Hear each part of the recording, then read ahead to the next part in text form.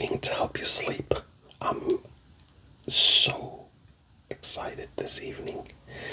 Um, we're going to. So we've already done um, the books of the prophets. We also did Psalms and Proverbs and the books of wisdom as well. Uh, but I was going to go back to the beginning and start the first five books of the Bible, and I noticed that one of the books of wisdom um, hadn't been done, and that's the book of Job. How could I miss the book of Job? Um, that was interesting, and that's probably because we started with the book of, not the book of, but we started with the Psalms. And so, as you know, Job is right before it. So, anyway, that's Job is an amazing book. So, we did that. We did the books of the prophets, which was amazing. So we're just gonna go back and we're going to start this evening with the book of Job, and we will complete that. Book of Job is a pretty hefty book. We will finish that in a few sessions. I believe it has 42. I'm double checking 42 chapters. Yeah, 42 chapters. So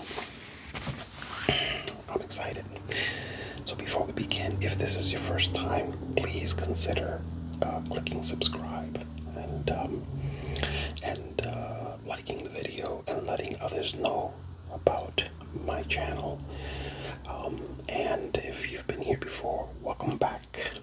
So, without further ado, please lay back, relax, close your eyes, and focus only at the moment on your breathing. You want to inhale and exhale. Now you can inhale through your nose and out through your mouth. But if you're like me and you're unable to breathe well through your nose, then simply breathe in through your mouth and out through your mouth. It works just as good. Excuse me.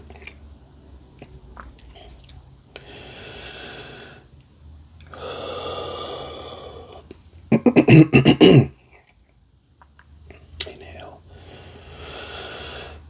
and exhale.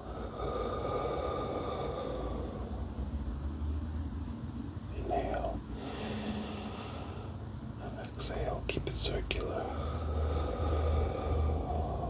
That means don't take any pauses after you exhale or after you inhale. Inhale and exhale. When you inhale, try to go as deeply as you can without really having to force yourself. Inhale and exhale. Into the stomach when you inhale, into the chest. Again, inhale and exhale. Inhale and exhale.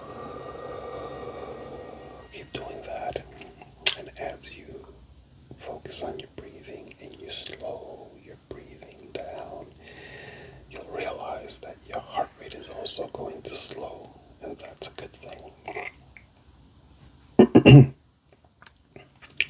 I call breathing the basics of life. I call breathing the basics of life. And we should never take breathing for granted. There's so many people who struggle to take a breath. Even right now, as we sit here during this historic time in our world, in our country, with this pandemic, there are so many people struggling to breathe more than ever. May God's mercy and protection be with each and every one of them.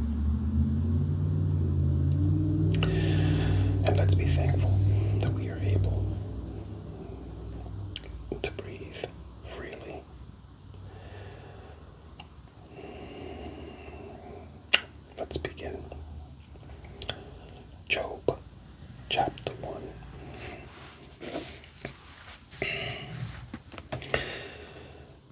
There once was a man named Job who lived in the land of Uz. He was blameless, a man of complete integrity. He feared God and stayed away from evil. He had 7 sons and 3 daughters. He owned 7,000 sheep, 3,000 camels, 500 teams of oxen, and 500 female donkeys. He also had many servants. He was, in fact, the richest person in that entire area. Job's sons would take turns preparing feasts in their homes, and they would also invite their 3 sisters to celebrate with them. When these celebrations ended, sometimes after several days, Job would purify his children. He would get up early in the morning and offer a burnt offering for each of them. For Job said to himself, "Perhaps my children have sinned and have cursed God in their hearts." This was Job's regular practice. One day the members of the heavenly court came to present themselves before the Lord, and the accuser, Satan, came with them. "Where have you come from?" the Lord asked Satan. And Satan answered to the Lord, "I have been patrolling the earth, watching everything that's going on." We should take that as a hint. It happens even now, even today.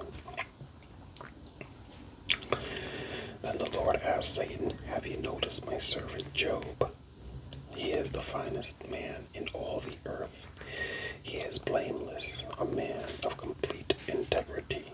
He fears God and stays away from evil." Satan replied to the Lord, "Yes, but Job has good reason to fear God. You have always put a wall of protection around him and his home and his property. You have made him prosper in everything he does. Look how rich he is. But reach out and take away everything he has, and he will surely curse you to your face." "All right, you may test him," the Lord said to Satan. "Do whatever you want with everything he possesses, but don't harm him physically." So Satan left the Lord's presence. Even Satan stood at the Lord's presence. Something to reflect on. One day when Job's son and daughters were feasting at the oldest brother's house, a messenger arrived at Job's home with this news: "Your oxen were plowing with the donkeys feeding beside them. When the Sabians raided us, they stole all the animals and killed all the farmhands. I am the only one who escaped to tell you." While he was still speaking, another messenger arrived with this news: "The fire of God has fallen from heaven and burned up your sheep and all the shepherds. I am the only one who escaped to tell you." While he was still speaking, a third messenger arrived with this news: "3 bands of Chaldean raiders have stolen your camels and killed your servants. I am the only one who escaped to tell you." While he was still speaking, another messenger arrived with this news: "Your sons and daughters were feasting in their oldest brother's home. Suddenly, a powerful wind swept in from the wilderness and hit the house on all sides. The house collapsed, and all your children are dead. I am the only one who escaped to tell you." Job stood up and tore his robe in grief. Then he shaved his head and fell to the ground to worship. He said, "I came naked from my mother's womb, and I will be naked when I leave. The Lord gave me what I had, and the Lord has taken away. Praise the name of the Lord."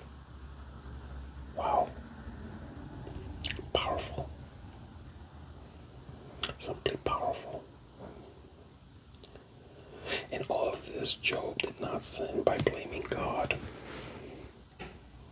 Job chapter 2. One day the members of the heavenly court came again to present themselves before the Lord, and the accuser Satan came with them. "Where have you come from?" the Lord asked Satan. Satan answered the Lord, "I have been patrolling the earth, watching everything that goes on."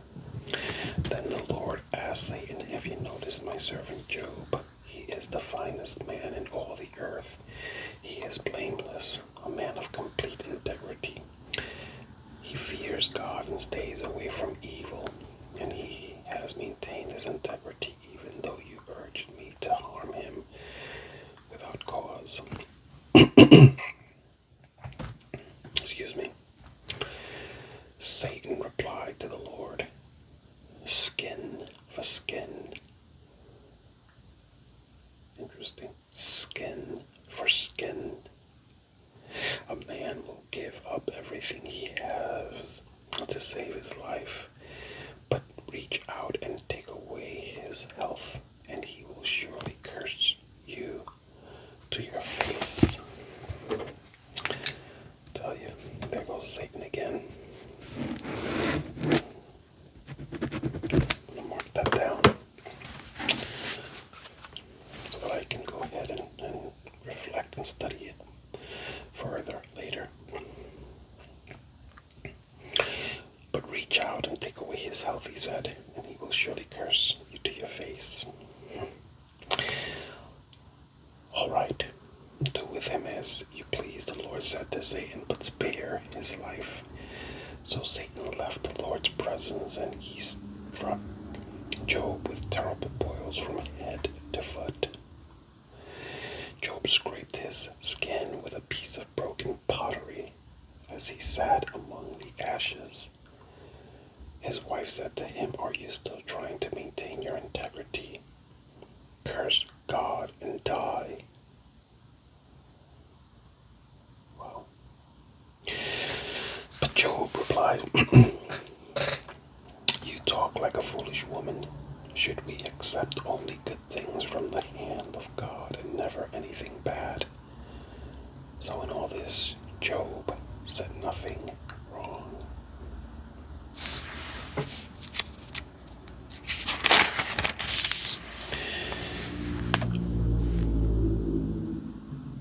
When 3 of Job's friends heard of the tragedy he had suffered, they got together and traveled from their homes to comfort and console him. Their names were Eliphaz, the Temanite, Bildad, the Shuhite, and Zophar, the Namathite. Excuse me. When they saw Job from a distance, they scarcely recognized him. Wailing loudly, they tore their robes and threw dust into the air over their heads to show their grief. Then they sat on the ground with him for 7 days and nights. No one said a word to Job, for they saw that his suffering was too great for words. Job chapter 3. At last, Job spoke, and he cursed the day of his birth. He said, "Let the day of my birth be erased, and the night I was conceived. Let that day be turned to darkness. Let it be lost even to God on high, and let no light shine on it. Let the darkness and utter gloom claim that day for its own. Let a black cloud overshadow it, and let the darkness terrify it. Let the night be blotted off the calendar, never again to be counted among the days of the year, never again to appear among the months. Let that night be childless, let it have no joy. Let those who are experts at cursing, whose cursing could rouse Leviathan, curse that day. Let its morning stars remain dark, let it hope for light, but in vain. May it never see the morning light. Curse that day for failing to shut my mother's womb. for letting me be born to see all this trouble.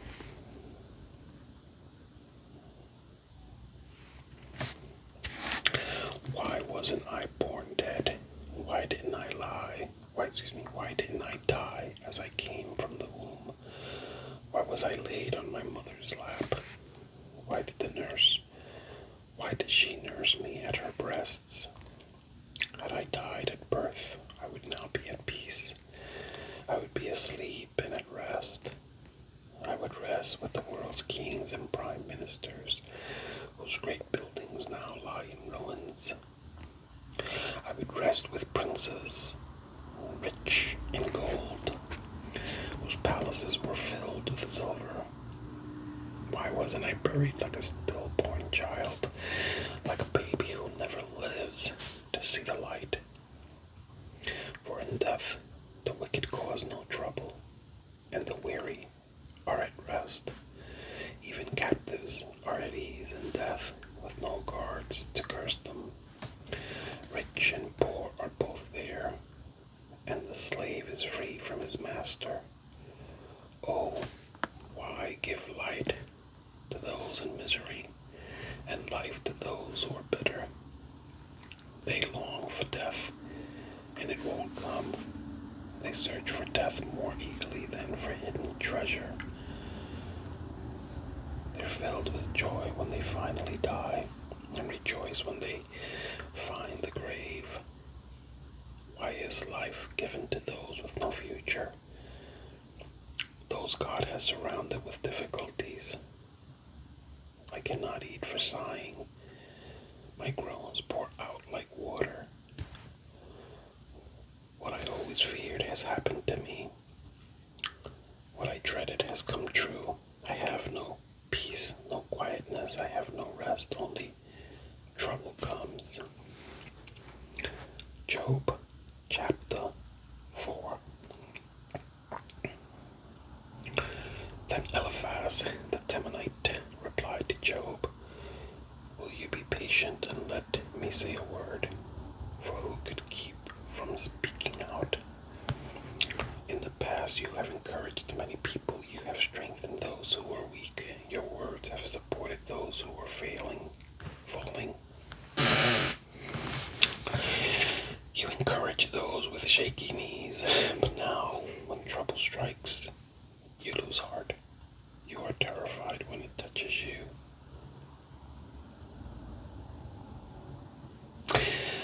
Doesn't your reverence for God give you confidence?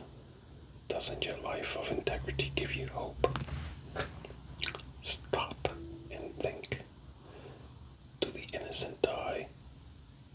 When have the upright been destroyed? My experience shows that those who plant trouble and cultivate evil will harvest the same.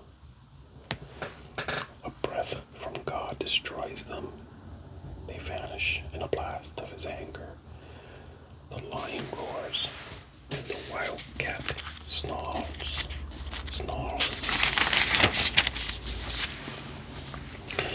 But the teeth of strong lions will be broken. The fierce lion will starve for lack of prey, and the cubs of the lioness will be scattered.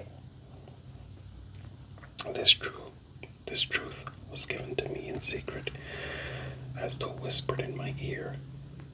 It came to me in a disturbing vision at night, when people are in a deep sleep. Fear gripped me, and my bones trembled. A spirit swept past my face, and my hair stood on end. The spirit stopped, but I couldn't see its shape. There was a form before my eyes. In the silence I heard a voice say, "Can a mortal be innocent before God? Can anyone be pure before the Creator? If God does not trust his own angels and has charged his messengers with foolishness." My God, this is so deep. I have to make a note here.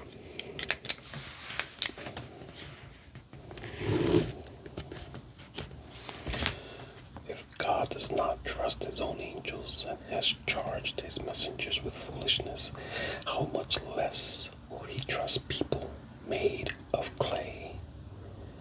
They are made of dust, crushed as easily as a moth. They are alive in the morning but dead by evening, gone forever without a trace. Their tent cords are pulled and the tent collapses and they die in ignorance.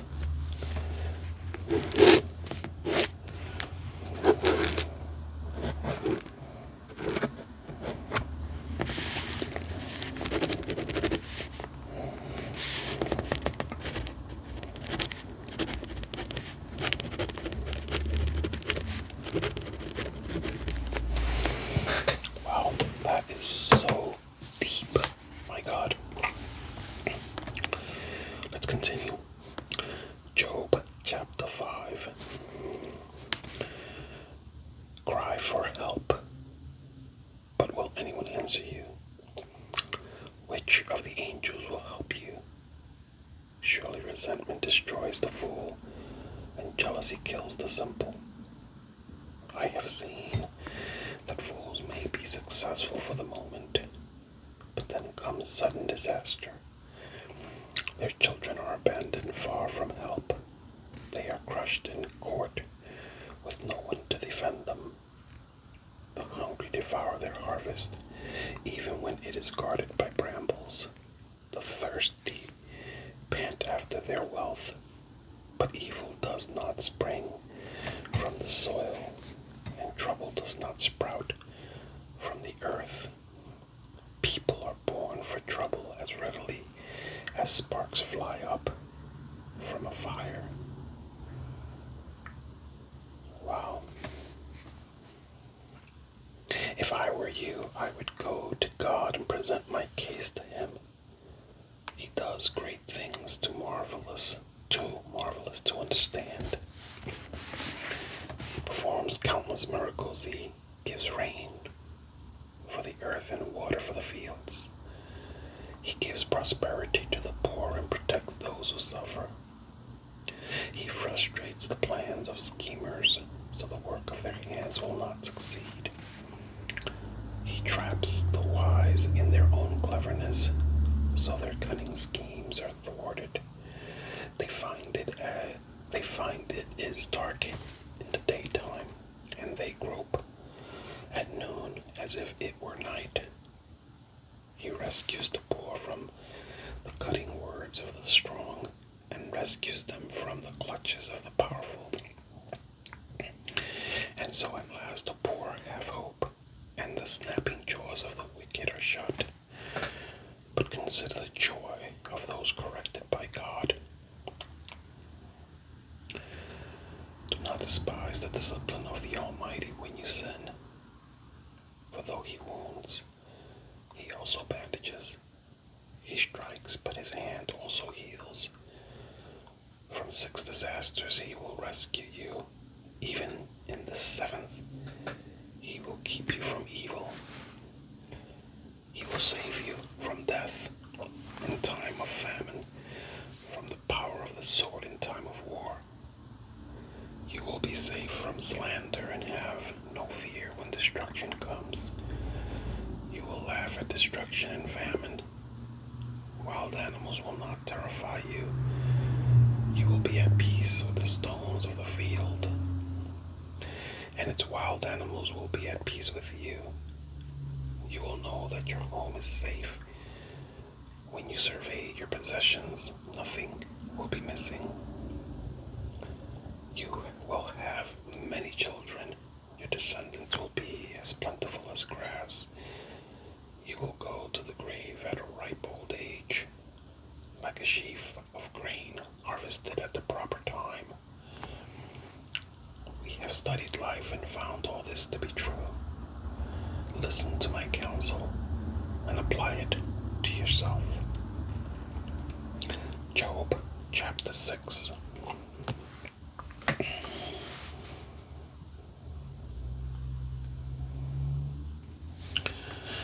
Then Job spoke again. If my misery could be weighed and my troubles be put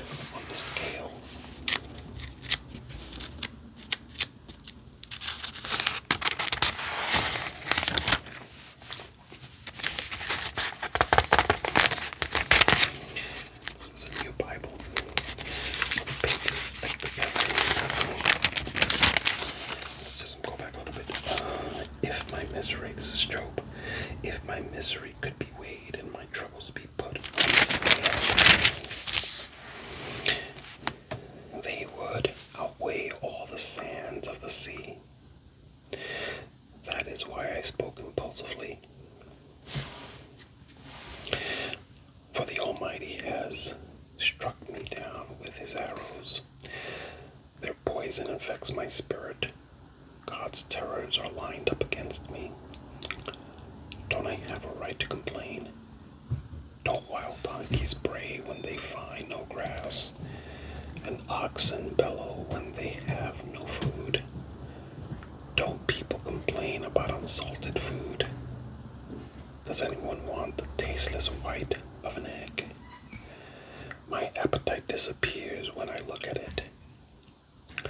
I gag at the thought of eating it.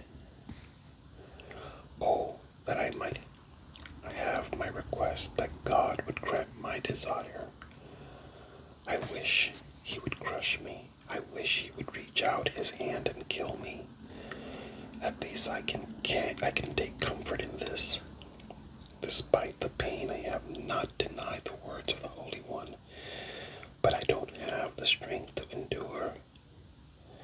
I have nothing to live for. Do I have the strength of a stone? Is my body made of bronze? No. I am utterly helpless, without any chance of success. One should be kind to a fainting friend, but you accuse me without any fear of the Almighty. My brothers, you have proved as unreliable as a seasonal brook that overflows its banks in the spring, when it is swollen with ice and melting snow. Excuse me. But when the hot weather arrives, the water disappears, the brook vanishes in the heat, the caravans turn aside to be refreshed. But there is nothing to drink, so they die. The caravans from Tema search for this water. The travelers from Sheba hope to find it. They count on it, but are disappointed. When they arrive, their hopes are dashed. You too have given no help. You have seen my calamity, and you are afraid. But why? Have I ever asked you for a gift? Have I begged for anything of yours for myself? Have I asked you to rescue me from my enemies, or to save me from ruthless people? Teach me, and I will be quiet. Show me what I have done wrong. Honest words can be painful, but what do your criticisms amount to? Do you think your words are convincing when you disregard my cry of desperation? You would even send an orphan into slavery, or sell a friend. Look at me. Would I lie to your face? Stop assuming my guilt, for I have done no wrong. Do you think I am lying? Don't I know the difference between right and wrong?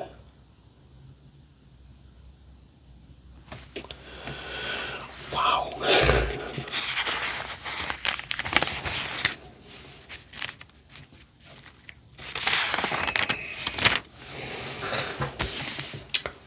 We'll do one more for this evening. Job, chapter 7. Is it not all human life a struggle? Is not all human life a struggle? That's powerful. Our lives are like that of a hired hand, like a worker who longs for the shade, like a servant waiting to be paid. I too have been assigned months of utility, long and weary nights of misery. Lying in bed, I think, when will it be morning? But the night drags on and I toss till dawn. My body is covered with maggots and scabs. My skin breaks open, oozing with pus. Days fly faster than a weaver's shuttle. They end without hope. Oh God, remember that my life is but a breath, and I will never again feel happiness.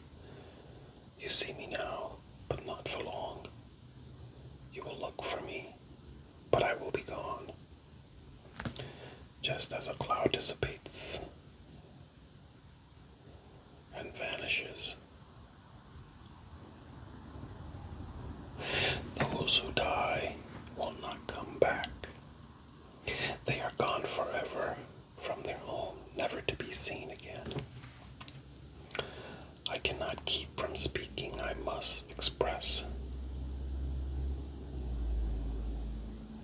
Powerful. I can feel these words as he's saying them, can't you? I cannot keep from speaking, I must express my anguish. My bitter soul must complain. Am I a sea monster or a dragon that you must place me under guard?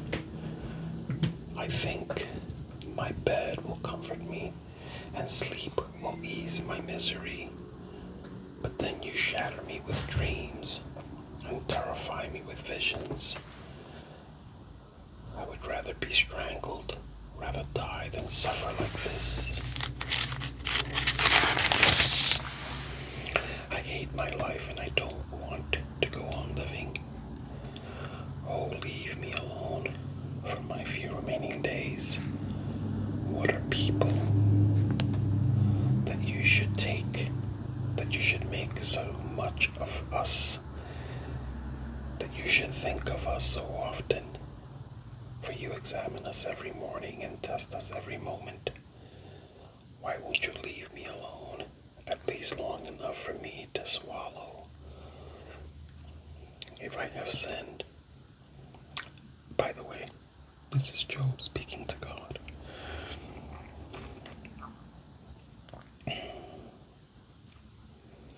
He continues, if I have sinned, what have I done to you, O watcher of all humanity? Why make me your target? Am I a burden to you? Why not just forgive my sin and take away my guilt? For soon I will lie down in the dust and die. When you look for me, I will be gone.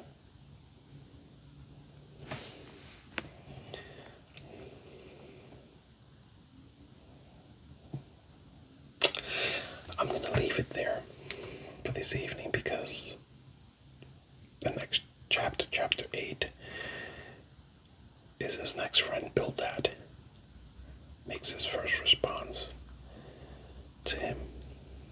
And then we will see how Job answers him. So we're going to leave it there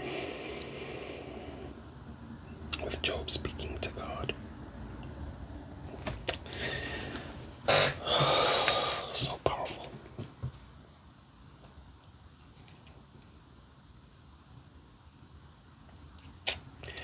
God was right. Job was full of integrity. He truly feared God. But I mean feared God.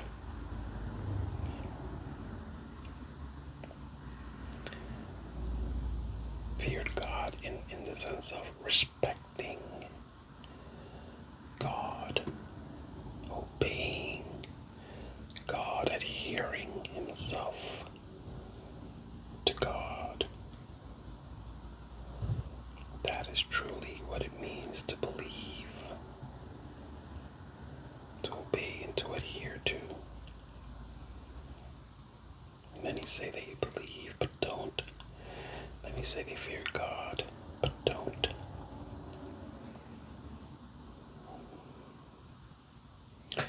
And this is the only way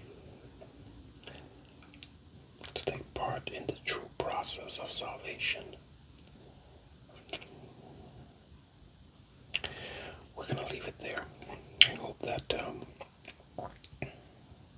you've enjoyed this. I certainly have enjoyed reading the Bible to you. I hope it relaxes you. Keep breathing slowly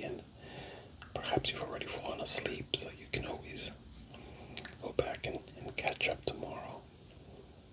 But we'll leave it there. With that said, God bless you. God keep you. I'll see you soon. Bye bye.